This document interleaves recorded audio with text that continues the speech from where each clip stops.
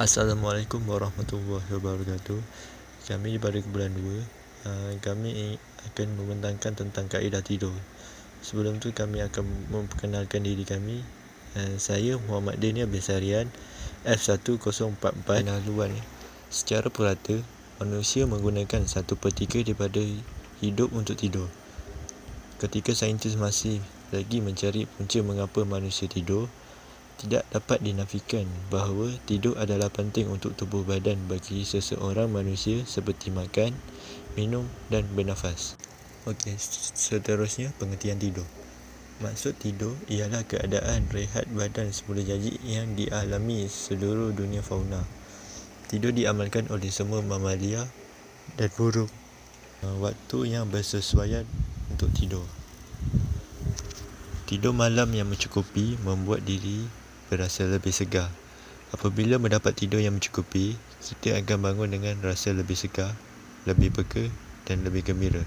Selain dari mengembalikan tenaga, terdapat banyak lagi kebaikan tidur yang membantu memulihkan tubuh badan. Secara am, ini bermaksud kekurangan 1.6 jam tidur setiap malam. Apabila jangka masa kekurangan tidur ini bertambah, seseorang akan kekurangan tidur sebanyak 11.2 jam seminggu.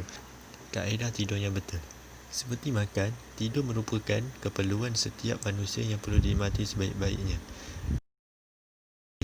Kaedah tidur yang pertama, tidur secara terlentang. Tidur secara terlentang dengan kedua belah tangan di sisi juga dikenali sebagai posisi soldier. Posisi ini merupakan salah satu posisi yang paling bagus dan disukai oleh askar dan diperakui kebaikan oleh pakar. Kedua, tidur mengiring.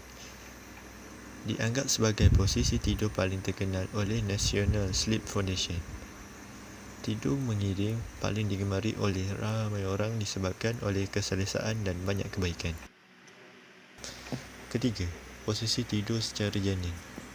Hampir sama seperti tidur mengiring, tetapi posisi ini lebih digemari disebabkan ia memberi keselesaan tambahan buat mereka yang tidak sabar untuk tidur lena lebih cepat.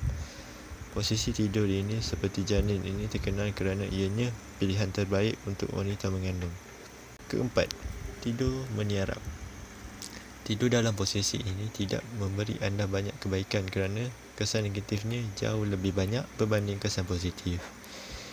Posisi ini membuat kepala berada di satu sisi dan tulang belakang anda tegak dalam keadaan yang luar biasa sepanjang malam dan boleh menyebabkan kesakitan di bahagian leher dan sakit tulang belakang bawah pada hari yang berikut. Nama saya Muhammad Michael bin Yusri Azwan. Nombor metrik F1058. Hukum tidur. Hukum tidur selepas subuh. Secara asasnya, tidak terdapat sebarang nas yang jelas melarang kita tidur selepas subuh dan asar. Akan tetapi terdapat beberapa petunjuk hadis yang memberikan galakan supaya kita tidak tidur selepas subuh.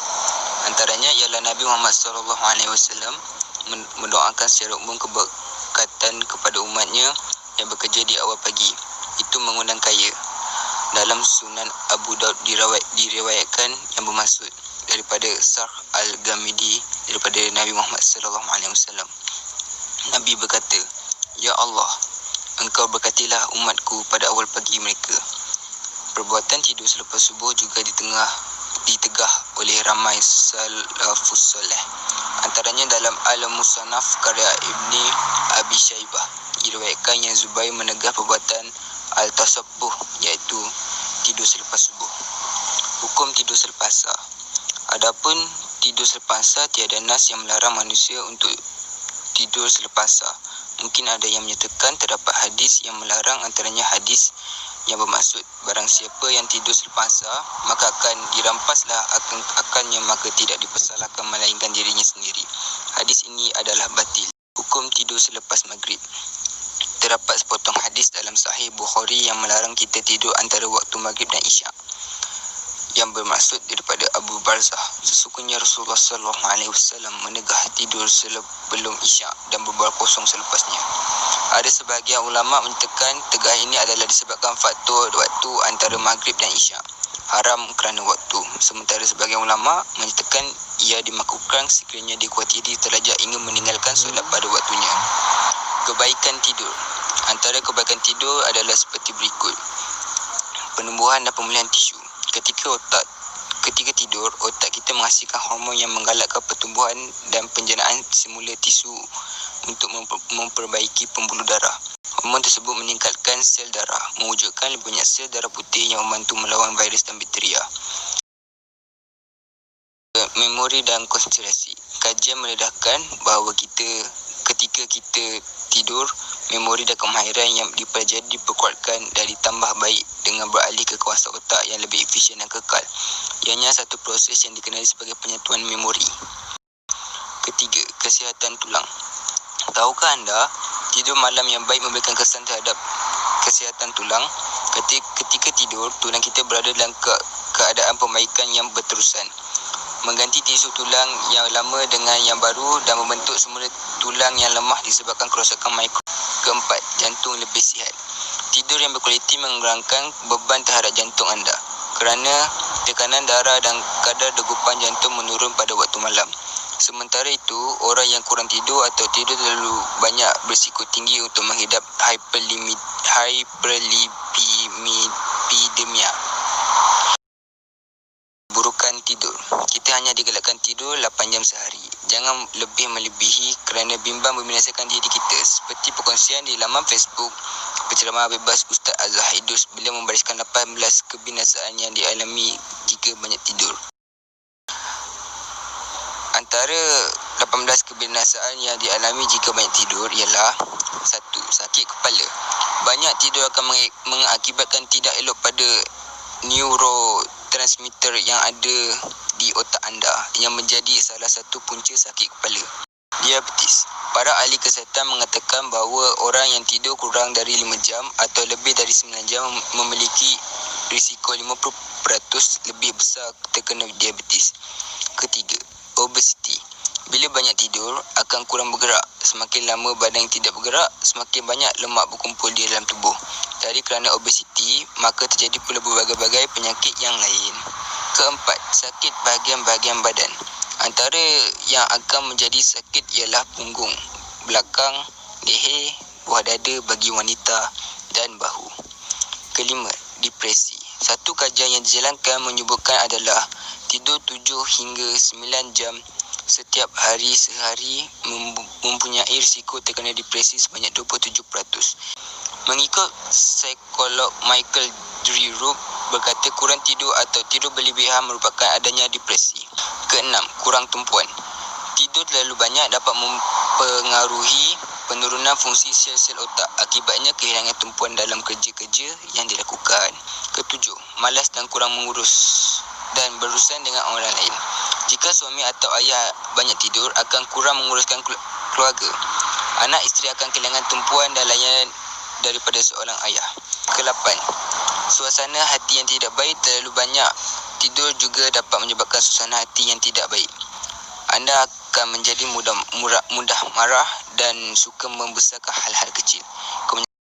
Faktor-faktor yang suka untuk tidur awal.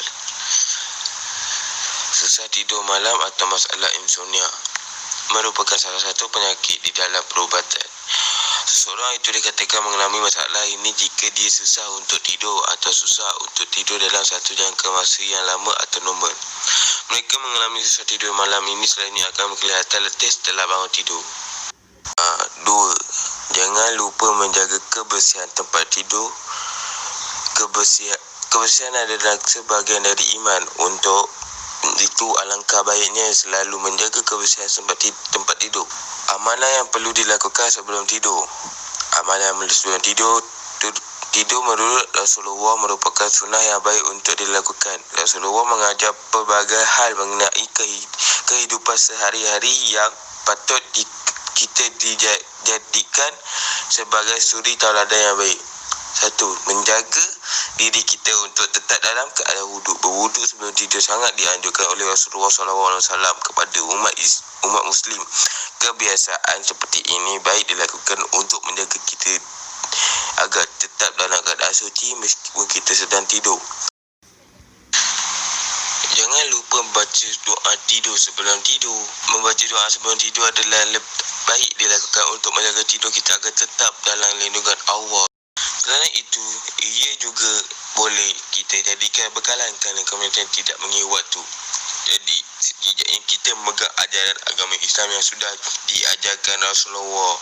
Kalau mungkin kita meninggal dunia dalam keadaan sedang tidur, hal ini jadikan dalam sabda Rasulullah. Kesilapan tidur yang dibuat ibu bapa dan cara mengelakkannya. Menyuruh anak masuk tidur dan terus tidur adalah satu cara cabaran terbesar bagi kebanyakan ibu bapa. Mujurlah kami hendak membantu anda mengurangi kesihatan dan mendapat rehat yang baik. Kesilapan yang pertama adalah menjaga anak mereka tidak tidur terlalu awal. Contohnya setelah bekerja sepanjang hari, anda memang mahukan bayi atau anak kecil anda menjaga dengannya. Atau mungkin anda berharap dia akan menjadi begitu letih, lambat laun dia akan tidur. Apapun alasannya, bukanlah satu idea yang baik untuk membiarkan anak-anak anda terjaga. Apabila bayi dan anak kecil menjadi letih, susah untuk mereka tidur. Kesimpulannya, kita haruslah menjaga solat tidur, menjaga waktu tidur dengan secara teratur kerana jika kekurangan tidur akan menyebabkan diri kita letih dan tidak bermaya untuk hari esoknya, untuk menyebabkan risiko kelalaian. Justru kita perlu menjadualkan tugas yang perlu dibuat sebelum tidur dan menyiapkan kerja-kerja lebih awal sebelum ia mengganggu waktu tidur yang menyebabkan kelewatan untuk tidur. Terima kasih. Tidur sebelum tidur.